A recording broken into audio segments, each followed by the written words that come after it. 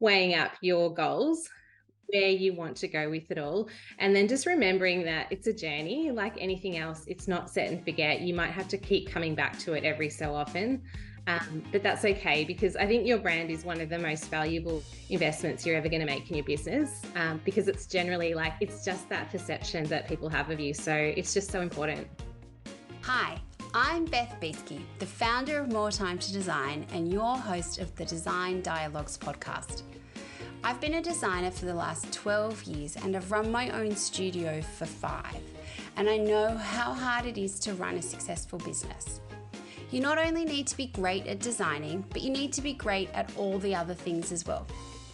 I created More Time to Design, a software platform to help designers run efficient studios, and I've created the Design Dialogue podcast to help us all learn together. Each week, we will meet professionals who are at the top of their game doing things that help us run our studios. We'll have conversations with social media managers, interior design mentors, copywriters, stylists, photographers, suppliers, and also designers who have been in the game for a long time and who have such a wealth of knowledge to share. I hope that each week you feel inspired and informed at the end of each of our design dialogues. So join me for the Design Dialogue podcast. Hi everyone, and welcome to this week's episode of the Design Dialogues podcast. This week I am joined by Sheshi Rogers from Seed Creative. Hi Sheshi, how are you? Hi, Beth. I'm good. How are you? I'm good. Thank you so much for joining me. So I love to start all of my dialogues by finding out, what can you see out your window today? Oh, I can see. So my studio just looks out onto a little courtyard. So lots of beautiful greenery. Although I have to admit that Melbourne weather has been really horrible. You probably hear this all the time about Melbourne. We had a bit of a spring fake out a few weeks ago where I thought it was going to be beautiful, and it's gone back to being basically storms and freezing and miserable. So that's what I'm looking out onto. Yeah, no, I can sympathise. We've been having some Melbourne-like weather here in Sydney at the moment. Kind of that whole 4 seasons in a day kind of thing. So quite the ride. Yeah. So for anyone who doesn't know Sheshi, she runs Seed Creative, which is a branding and graphic design studio. And I would love to hear a little bit about your business and where you've gotten, like how you've gotten to where you are today and kind of the journey to get there. Oh, thank you. Thank you for asking me on. I'm really so honored to come on your beautiful show. And yeah, it was so lovely to meet you a few weeks back. I think it was actually more than a few weeks back. I know. At Kylie Tyrrell's Interiors Insider event, which was amazing. So yes, thank you for having me, firstly. And yeah, I mean, my story, I guess like many creatives, it's very kind of, I guess, a bit of a winding road in lots of different directions to kind of get to where I've landed. Yeah, I mean, I think kind of looking back, I've always been quite entrepreneurial and quite creative. But growing up, I kind of, I think, felt very, I guess, hemmed in a way by what it was that was the sort of safe path to go on and what I should be doing. And that really kind of shaped my sort of early career. I think I always probably should have started out in design, but I kind of felt, I guess, like it just wasn't the right or the safe path because of, family influence and all of those things at the time. But yeah, as I've gotten older, it's really kind of something that I've just stepped into more and more. I mean, that's such a common thing. Like so many people I talk to, it's like, it's either it's their second thing or they've always wanted to do it, but they didn't do it kind of thing. So they thought they'd go down the sensible route kind of thing. Yeah.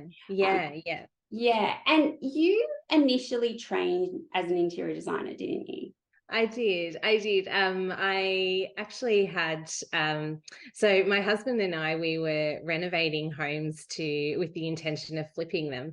And I really got into interiors then, although I'd always loved interiors, and I really love, like, I'm a very kind of aesthetic person, and I have always loved how a space could make you feel. And I loved that part of the design process the most when my husband and I were working on these homes. Although, you know, I did enjoy the process of sort of picking things out, the fixtures and fittings and so on. It was always that I kind of lived to that final stage where I would go in and make everything, you know, basically picture perfect and beautiful. It was the whole transformation journey. So that kind of prompted me to, because at the time I was in a corporate role, and like I've always done marketing, design, brand design for businesses, but in that sort of corporate capacity. And I wanted to really step into something more creative. I had really small children at the time, and I thought that interior design might be the right path for me. So I studied at design school with the lovely Jenna Denston. So I was lucky enough to have her as my teacher that year, which was amazing to have her, you know, insight and knowledge and influence in my life for that period of time. And yeah, throughout the course, I remember her saying, you know, when we started, just stay open to what drops in for you throughout this. It might not be, you know, the road that you go down might not be what you were thinking, but stay open to, you know, essentially what comes from this and what drops in to you along the way. And as I was studying the course, like I loved what I was, you know, I loved the course. I loved what was being taught. But what kind of stood out to me was through the process, there was a module on building your brand and your website as an interior designer. And that was the module I kind of just, like, obviously because of my background. I just loved, and I dived into, you know, and just, I guess, like, really relished it. And I found that it was a module that some of the others in my class maybe didn't love as much. And I was sort of giving input here and there for other people. And that was sort of a light bulb moment for me where I realized, oh, maybe what I have done all along is the right path. I just need to change who I do it for and, you know, how I approach it, because corporate design can be pretty dry, and you kind of have so many layers of red tape and, you know, things that you need to go through to get things approved.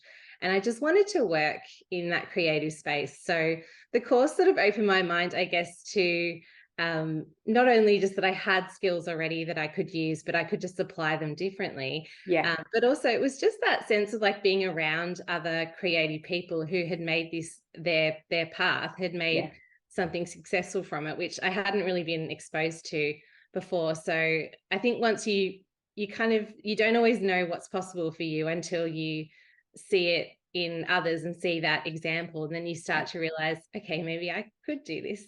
That's really awesome. I love that point of staying open, like whether or not it's, you know, through study or through a project or clients that you meet or relationships that you're building. I think that's something that can apply to so many situations, and as business owners or designers, or, you know, being open to that, because so often, you know, the path you think you're going to go down is quite often not the path, and it usually is better, the kind of path that becomes available for you. So that's very cool.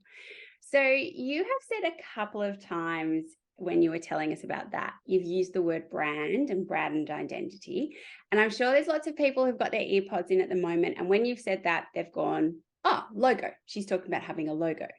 But brand and brand identity is so much more than that, isn't it?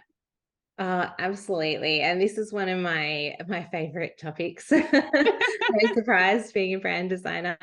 There's such a common misconception that, you know, that once you've had a logo designed or a few colors that have been curated for your brand, that you've got a brand identity.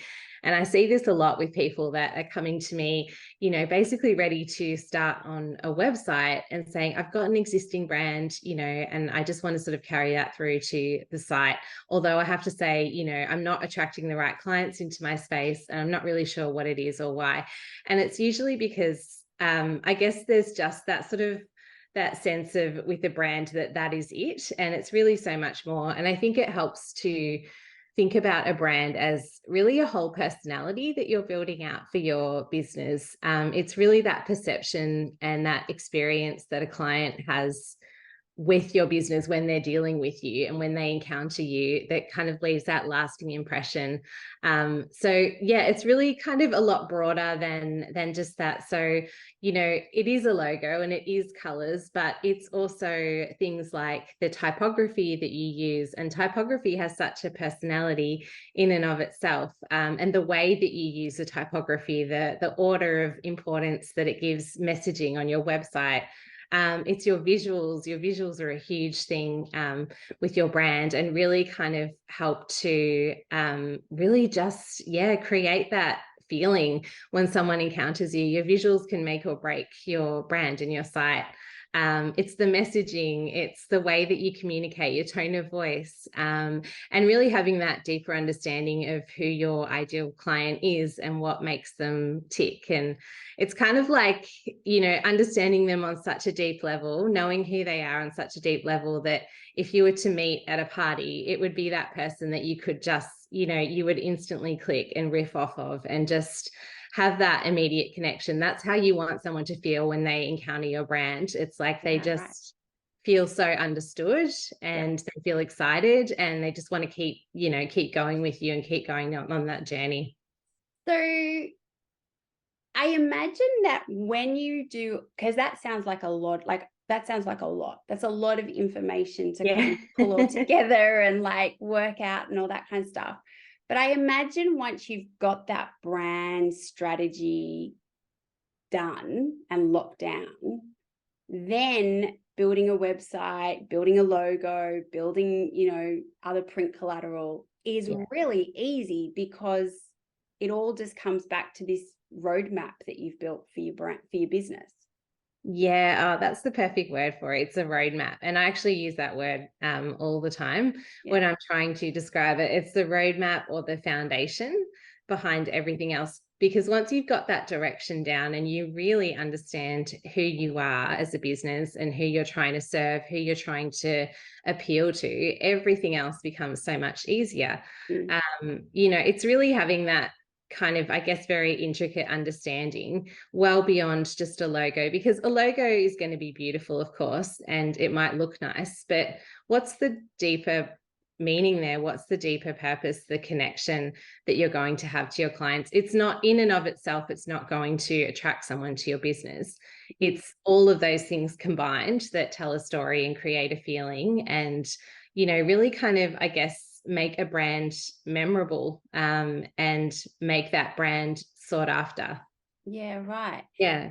And okay, so someone is now, and I imagine that can be tricky to nail, regardless of it. You're right at the beginning of your business journey, because you might have an idea on some stuff, but you might still be working through some of those things, like a little bit like how we were saying you need to be open to where things take you.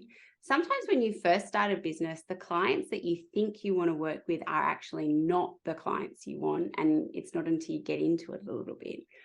And then alternatively, someone who's been in business for a long time, they most probably have a whole heap of heritage baggage, for want of a better word, that can make it hard to really see what their brand is. So is there an optimum time to work on this, or is it something that it doesn't really matter where you are in your business journey? If you don't have it, you should work on it? Again, just such an amazing question. I love that. It's a really tricky one.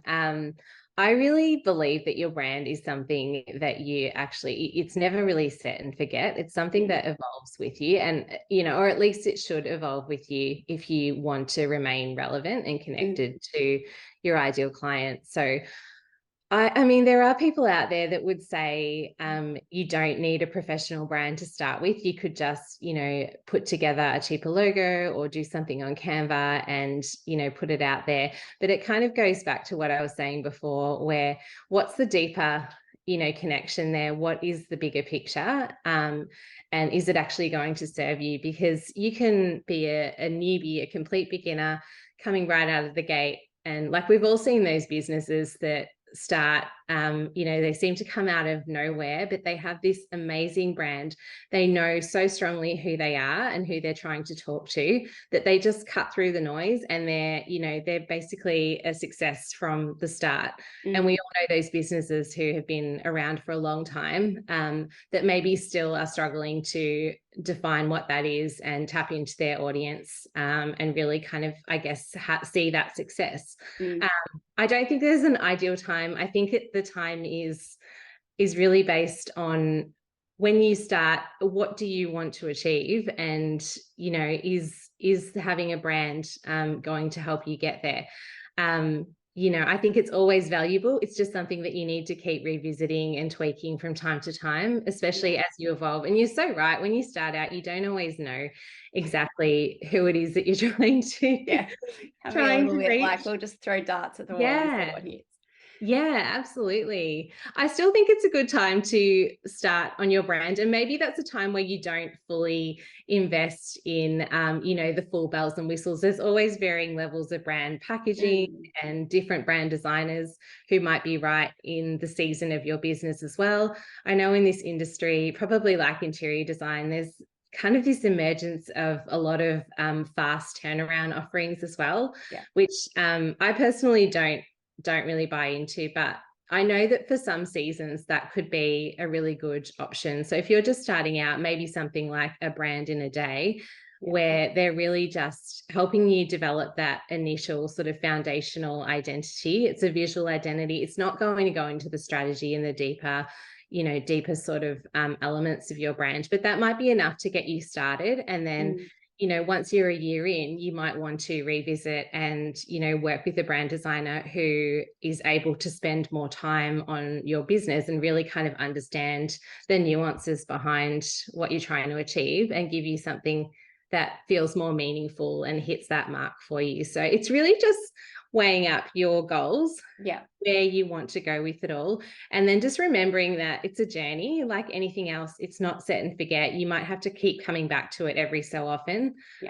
But that's okay, because I think your brand is one of the most valuable investments you're ever going to make in your business, because it's generally it's just that perception that people have of you. So it's just so important. Yeah, wow. I love that idea that it evolves and that it's not you do it once and then you leave it. Because I think as well, people are like, oh, this is so much work and it's going to cost a fortune and all that kind of stuff. And I do, you're so right. You see those companies and they're like, wow, you were just on it from day one. But it can be daunting to think about investing that much money in this. A couple of questions that have come out of that. So the first one is, how do you help, or how do you advise your clients who they've maybe been in business for 5 or 6 years and they are really putting together a brand identity or strategy for the first time? How do you advise them to kind of communicate that with their clients or their following or their community, knowing that there could be a real period of transition where the community they did have and the followers and, all of that might not be actually the right fit for their new brand identity and where the business is going. So, when that business is going through that period of transition, how do you help your clients with that? Yeah, that is always something that, you do see people worry about when they're sort of making that shift. It is very overwhelming to think about moving away from something that has been that sort of safety net where it's your comfort zone, those clients in that space really well, and then moving into something that feels quite different. I generally think that I'm all for authenticity always. And I think that it's really important as a brand to sort of avoid that disconnect, to really bring your clients along for the journey. Whenever you're doing something that's a big change, never spring it on them out of nowhere and just launch with something completely different. There's a right and wrong way to approach it. And I think that people just really kind of value that communication and being brought along the way in terms of whatever is changing. So if you're making a really big shift, it might be that you're shifting your approach, maybe you're shifting what you're offering, you might be changing your name completely to, align with a new phase in your business. Just really bring that client along for the ride. So on socials, I would advise that client to just be showing up more regularly, maybe start to share some stories or go live and just talk about why it is that you have decided to make this change, and that these things are coming up. It will slowly sort of trickle in over the next few months. It won't just be all of a sudden overnight. This is why we're doing it.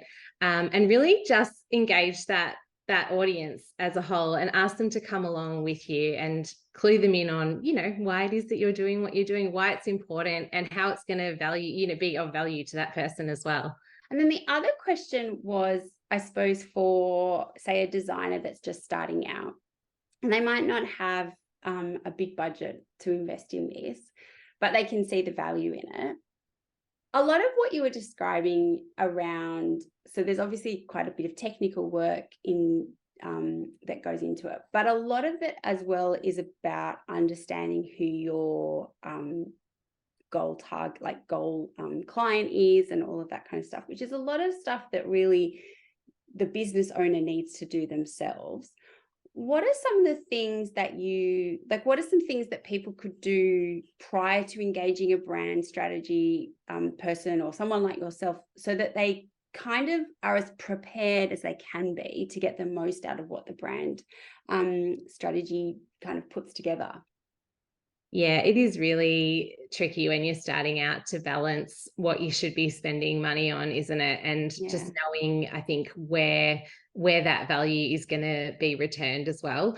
And as I was saying before, sometimes when you're starting out, you might not have the budget to work with a brand designer, who is going to spend an excessive amount of time on your business and really kind of, get into the weeds with it all. But any brand designer, whether they're a sort of that brand in a day offering or something a little bit more extensive, should have some basic, I guess, pathway to help you to understand your brand further. But they're always going to ask you to do a few things ahead of time as well. So you will always have to, I guess, have that self-reflection time before starting. So it's, just again, another great question.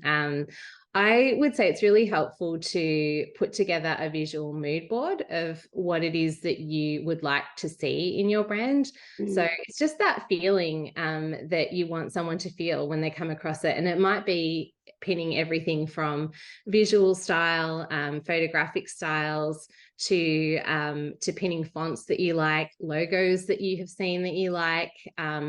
It might be color palettes. It might even be things like quotes and sayings, and just anything that really can kind of capture the feeling of what it is that you want someone to feel when they see your brand, they come across it, and they have that sort of touch point with it.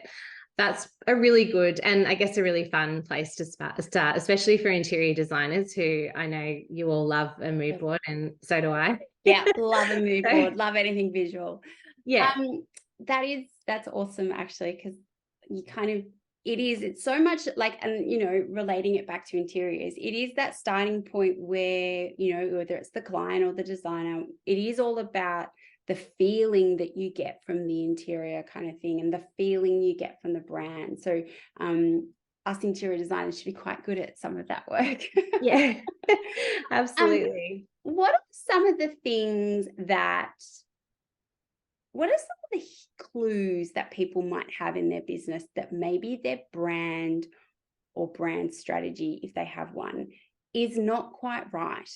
Like there's a disconnect between kind of what they've got out there and what the actual business is. Like, what are some of the things that might be triggers for people to kind of relook at their brand strategy? I think that one of the biggest things is that you're just not attracting the kind of aligned client that you want into your business. That's one of the biggest ones. You know, and others that come to mind are that maybe you feel very often stuck on what to say or how to describe your business or talk about your business, and sort of share the value behind it. And that might be on your website. It might be on a discovery call with a client. It might be on socials. It's just feeling stuck and not really knowing, sort of how to communicate the value behind it. And another is being, I guess, very kind of inconsistent in the way that you're showing up or presenting yourself, either visually or in your messaging. But the key thing is very much, and what I see, I guess, in terms of why people come to me, it's often just that they're not attracting the right types of clients into their space. That's the biggest one that always seems to be that key problem. Yeah, right. And, you know, it's understandable. And I think it's very much as we obviously, you know, we are amazing at what we do, and that's why we do it and we're passionate about it. That brand really kind of works very hard for you. The brand and your website, as an extension of the brand, it works hard for you at that front point, that front facing point, so that by the time a client is on a call with you and talking to you and they're receiving your proposal, it's often a very easy yes from there when they've had a really beautiful first impression of the way that you present and what you can do for them. So, you know, really kind of, I guess, seeing your brand as something that should make your life a lot easier. And, you know, when a client's encountering that brand, that first impression is very much, I guess, a hell yes, you know, instead of a hell no. So that your job is much easier as you know, continue that interaction with them. Yeah. And so really that brand is doing the heavy lifting for you in letting the client know that you are a safe pair of hands for what they need. So, you know, like if you say you're a high-end client and you've come across two designers and one's got, you know, like let's just use a really bad example, but like, you know, fluoro green, like basic text logo, you know, kate@gmail.com or kateinteriors@gmail.com. Like that is not going to instill confidence in that client that they can do what they do, regardless. Like they might be an amazing designer, but their brand is, you know, not very good. Where someone who has invested the time and has a beautiful brand identity and logo and font and all of that kind of stuff, it really is doing the heavy lifting. Like, as you say, like it becomes almost a, well, why wouldn't I use you question for the client? Yeah, I mean, it instills that trust straight away. And especially if you're trying to reach a client who is at a, I guess, a higher price bracket as well in terms of their investment back into you. I think it's that question of like, if we're not investing in our own business, if we don't have enough faith in our own business and what we're doing to invest in it and to present ourselves in that trustworthy way, and a client can visually see that, then why would they trust you to, you know, carry out that project for them? And it's really that sort of broader question, isn't it, of just the trust that it instills. Wow. I mean, it's kind of like, well, why wouldn't you do it? Sounds so obvious. That's right. Like it, and I completely hear what you're saying. It is definitely an investment. It's not, you know, it's not something that if you want it done well, you know, it's not something that I suppose is an easy thing to justify. And I do completely understand that. But then on the flip side, it's almost like, can you afford not to have something like that in place? Because when you do, it's just going to catapult things. It's going to instill trust. It's going to make things a lot easier for you to then make that money back on the other side when you are attracting the right clients. And not just the right clients from a financial sense, but the right clients who align with you and actually trust you as a designer. You know, the kinds of clients like we all dream about who just kind of, you know, they they know that you're capable of doing what it is that you do. They have that trust in you. They're not going to be looking over your shoulder or, you know, nitpicking at the price or at, you know, what you're selecting. There's a level of trust which just makes the whole project flow much more beautifully, and just feel really lovely for you and for them. So the clients where you actually go, I like going to work today. So they're the ones we all want. And I think as well, like, it's a bit like, well, for interior designers, it's a little bit like investing in good photography for your projects. I think like this kind of all falls into that bucket of, oh, like I know I should be spending the money, but especially when you're starting, or even like, I think even this applies if you're 10 years into the business kind of thing, that it's a lot of money to invest, and does it really bring in the clients and all that kind of stuff. And I think like one specific project might not bring in, like you're not going to see like a, you know, a return exactly on that set of photographs, but what it is doing, it is building your portfolio. It is building that level of trust that the client can have in you, that you can execute the job well. And so I think all of these things are kind of lining up to do the same thing. And I think it's a real a bit of a mind shift around your business as well, that it's not, you might have started out as a side hustle, or you might have just been like saying, well, let's see how we go.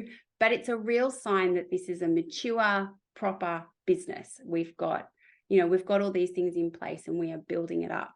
I think the other thing, like photography, to keep in mind is, you know, and we touched on this before, that it is an evolving thing. So even for a designer that is starting out, that might not have the money to invest in a brand strategy, you can sit on Pinterest and pull together this concept for yourself. You can be on Canva and pull together something that in 12 months time, when you've got a bit more cash in the bank, you can invest into the next thing of it. But I think these days it is so easy to even have a very basic brand identity that you can kind of pull together yourself, or at least kind of start to work towards having a direction in which you're going. Yeah, absolutely. And like beyond, you know, a Pinterest board, like what I was talking about before, I mean, it's even just having that time to reflect on, you know, who is your ideal client? What do they look like? And not just the demographics of like how old they are and what sort of profession they're in and rah, rah, rah. It's that deeper understanding of, like I was saying before about, say you were to meet them at a party, like what would you be talking about? What would you have in common? Where do they like to shop? You know, what do they love when it comes to fashion or interiors?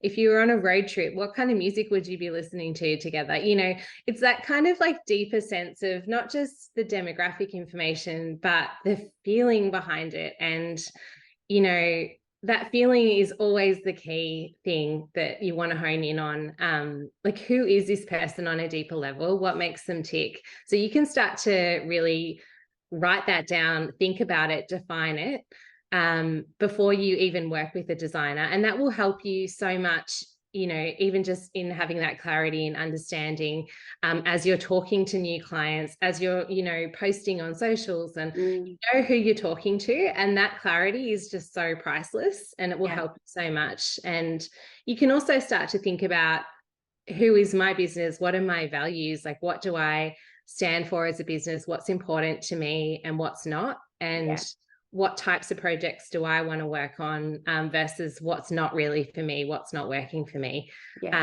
So, you know, I think all of those things are things that you're absolutely right. You can work on those before you even engage a brand designer. And if you have, you're only going to, you know, help your brand further, because although a brand designer can guide you through that process as well, if you come to it with a good understanding, like my favorite clients are the ones who have, obviously, who have just a really crystal clear vision of who they are, because it's just so aligned. And then my time's not spent in the weeds as such, but it's helping them, it's sort of meeting them at a point where they already have a great understanding. How can we make this even better? How can we, you know, it's not starting at ground zero. It's like, oh, okay, you already get this. Let's now go up, you know, another 10 notches, and what can we do from there? So, and I think as well, and this like applies to both new and old designers. I think the realization that actually you most probably need to be thinking about this stuff 6-12 months before you get to engaging a brand person, because it's kind of you need to sit with it for a while, and you need to mull over it, and the first iteration is not going to be the one you end up with, and you might think that that's where you want to go, but then on reflection it's not. So I think as well, just being aware that it's not a quick process, there's thinking time involved.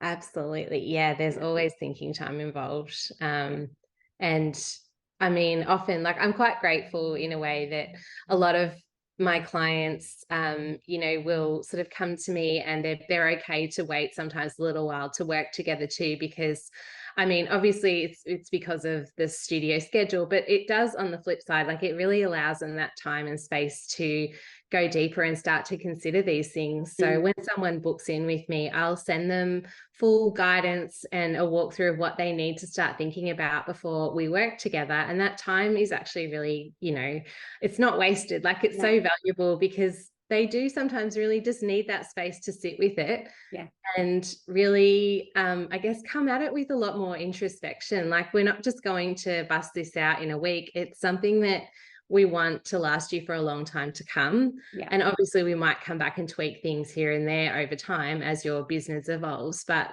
the foundation of it should be something that you know, you've really thought through, and it's valuable. It's going to ring true now, and it's going to ring true in 10 years time. You know, it's that core. So it doesn't happen overnight. So you've just touched on something that I wanted to talk to you about, which I think a lot of designers or lots of business people will be interested in, but especially people who kind of work in like a studio or you know, like design-based business. You run a waiting list for your clients, and you kind of only take on a certain number of clients at one time. And I think this is something that a lot of people will be intrigued by, because they're like, wow, how does she get people to wait to work for her? How did that come about in your business? And was it a very strategic decision that you made to, I suppose, not grow your headcount, but go through this kind of waiting list system? And how do you, I mean, you just touched on it then, but how do you kind of make that work for you with your clients? Yeah, I'd love to say it was super strategic. It really wasn't. I mean, maybe parts of it were, but honestly, as a whole, Beth, it just kind of came out of, I think, this place where, so I started my business at the beginning of the pandemic, and I had my 2 little boys at home, and my youngest was just starting prep. So we were homeschooling, you know, my other one was 3. It was just, it was chaos. Pretty much pure chaos, like everyone in that time. And I mean, I guess there was that part of things where, just as a mum of 2 boys, I just knew that there would be a certain limit on how many clients I could take on at any one time and still be able to, I guess, really feel good about it, and, you know, not feel completely scattered, and know that I was doing them justice and giving them as much energy as I humanly could. So there was that sort of side of things that I think from the start really just, I guess, like all mums, we know we have limitations around what we can do and how much we can do. And I wanted to be realistic about it.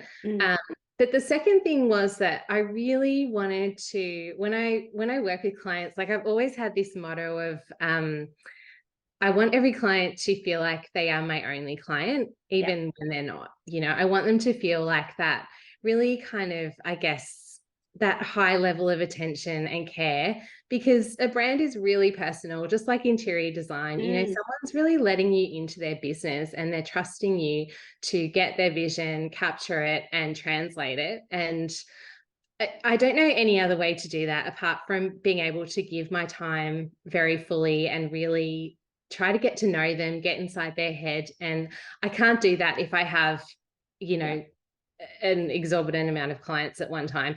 So I, from the starting sort of point, I knew I had to limit it to a certain number. So that's sort of where that came from. And did you not because I think that's like, I think that resonates so much with designers in that there is, it's not like, and I'm not an accountant, so I don't know if this is accurate, but it's not like something that is kind of like very kind of like you do it and that's how you do it. Like design is so, you know, it's, you got to think about it and you got to mull it over and you got to like, you know, it takes, you know, there's that emotional connection to it. Did you think about going, well, instead of limiting the number of clients I'll take on at a time, I will take on staff? Like, did you, like, at what point did you kind of go, okay, well, no, I don't want to do that. I want to go down the waiting, like limiting the number of clients? And limiting how much I'm doing and what I'm working on. So I have gone through periods where, and I still do have a few contractors that I do actually work with in my studio that just allow me that buffer space when things get busy to have people that I can lean on to help me as well. And obviously they are amazing. Are you meaning why I haven't gone down more of like an agency route? I suppose so. Because I think that's something that's like really universal with interior designers. Like there are people who will go, well, I'm going to build my team and I'm going to have more designers and so I can take on more work. But then there are other designers, like I know in my own design studio, I don't want to build out a team because then there's that transition between are you a designer or are you a people manager? I was going to say the exact same thing. I mean, as I said, I love having those people that I can call on to jump in and help me out when things get a little bit hectic from time to time. Because even though, as much as I do, you know, plan things out and try to have limited amounts of projects happening at any one time, inevitably things do often, you know, stack, project timelines blow out because clients get busy with other things and their own projects. And sometimes what was supposed to be, you know, a 2-month project ends up being a 4-month, 5-month process. So when things like that happen, it obviously affects other clients that are, you know, in the pipeline as well. And then there are times where things just get really hectic because everything's overlapping. As much as, you know, we try to avoid it, it does happen. And that's where having contractors are amazing to jump in and just alleviate some of that pressure, because at the end of the day, you know, I'm a mum first and I run a studio as well. But I don't want to, I guess, go to that place of, you know, feeling completely burnt out by doing everything myself. And that's been something, again, like that's another whole, you know, thing to navigate, is having people help you, giving up a little bit of that control and how you know, go about that. But to answer you, like to come back to your question, like what you said, I don't love, honestly, the people management side of things. I started this because I love design. Like I'm just so passionate about design. I'm passionate about being that person who is the one, you know, really in there looking at a brand, understanding it and bringing it to life. And I guess I didn't want to lose that part of the process. And the more contractors I have taken on, the more I shift into that people management role instead. And it's just not a place that I really love being in. So for now, like I never say never, but for now I'm happy in this space. You know, it's not to say like I don't want to expand my business in other ways, but I really, really enjoy being that key person that, you know, that really delves into the design and being that person that my clients deal with. Yeah. And I think that's so, I think that is so crucial for business owners to understand where they sit in that, you know, like long, like, you know, it's like a sliding scale. Like some people love the people management bit, and it doesn't make them less of a designer, but they're happy to kind of manage the people and to kind of set the theme and then let it go. Where other designers are like, I don't want to manage people. I want to, you know, be a lot more hands-on. There are obviously, and I think what sometimes people don't understand who are starting out in business. They were like, well, then I'm capping my income. If I don't, like, if I'm capping the number of projects I've got because I've only got so many hours in the week, I'm capping my income. But I think if you asked many, many, many business owners who have teams, whether they're a team of 5, team of 50, they are most probably taking home the same amount or less if they were just a one-man band, because by the time you cover costs and like, it's just, there are so many extra costs that come with staff. And so I think it's a really, it's almost, I suppose, when you're thinking about your brand strategy, but thinking about that kind of business that you want to run and understanding that more staff doesn't necessarily mean that the business will be more profitable. Yeah, that's so true. And it's really just coming back to what is right for you, you know. Yeah. I mean, I know that maybe an agency model would be the logical next step, but right now I'm just not in that headspace, and you know, I'm okay with that. You know, as I was saying before, like right now my boys are still small, like they're now 8 and 5, and you know, I don't really want to go to that place just yet. Look, I mean, when they're a bit older, maybe it will be a different story. I just, like, I'll never say I wouldn't go down, but I really kind of enjoy the boutique nature of what I do at the moment.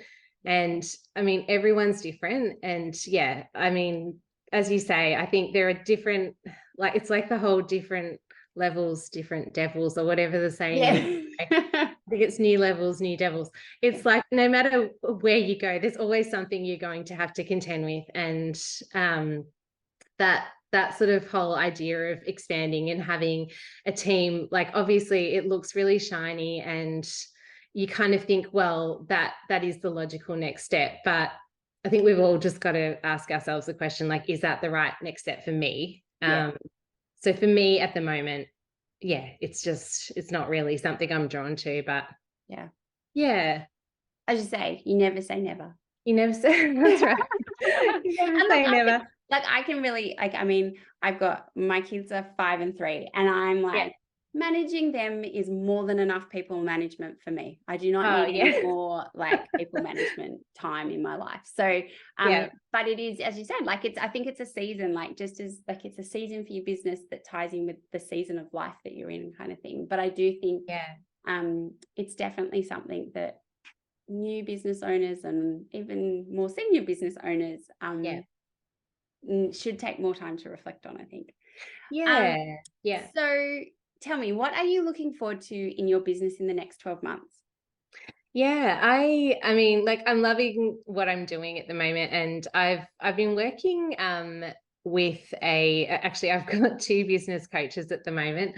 And that's something I've really focused on this year, is really just getting some outside perspective on my business, where I want to go, and also just coming back to like the last thing that we were talking about around I guess the season and working to the season of, you know, the life stage that you're in. It's just really kind of helping me to, I guess, redefine what that looks like for me, and having more of a balance between life and work and all of those things. So, I mean, having said that, when you work out how to do that, can you let me know? I mean, it's like brand, right? It's like an internally evolving. You know, I don't know, maybe in a bit of an elusive state. I'm not sure, but I haven't cracked the code, but I am trying to carve out more, like actively more space for breaks throughout the year, which, you know, is something that I've needed to do, and I've neglected to do it up until, you know, the last sort of year of running my business. So I'm looking forward to taking summer off with my boys, which is something I did for the first time last year. I took like a 6-week block of time, which was amazing for me, because, you know, like any business owner, stepping away for 6 weeks is really tough, especially when you don't have, you know, a team as such to kind of lean on. Very, very tough to sort of justify it, but there's a lot of pre-planning that goes into having a little bit of time off, but I'm looking forward to that. And although I can't go into this too much yet, So I will be a little bit vague because I'm still working through the details in my own mind and through coaching as well. But I would love to create an offering that kind of, I guess, has a bit of a broader effect than my one-to-one offerings when it comes to, just that sort of, I guess, pursuing that creative passion and turning it into a career. And I will obviously share more when the time comes and it comes to life. And I'm mulling over a few ideas, but I'd love to, just be able to share a bit more broadly about, I guess, my experience, what's worked, what hasn't worked, and just have a space where other creatives can come and feel inspired as well. Oh, that sounds awesome. I am looking forward to hearing how that kind of that idea develops. So I'm sure it'll be wonderful. Thank you. No, I'm excited. And tell me, how can our community and our listeners find you and connect with you? So just all the normal places. So I'm seed.creative on Instagram, and seedcreative.com.au is my site. So yeah. Awesome. And we will link to all of that in the show notes for everyone. Thank you so much, Sheshi, for joining me today. I could talk to you about brand and business for hours. So thank you so much. Thank you, Beth. It's been so much fun. Thank you again for having me on. Thank you for listening to this design dialogue. I hope you have found it full of inspiration and helpful information to take into your design studio. If you like the podcast and want to hear more, consider sharing it or writing a review, as it helps us reach more people, and follow us wherever you get your podcasts. If you would like to unlock the power of effortless studio management and elevate your design business to new heights, please follow the links in our show notes to see how more time to design can help you build a better business. Have a great week, and I will see you for our next Design Dialogue.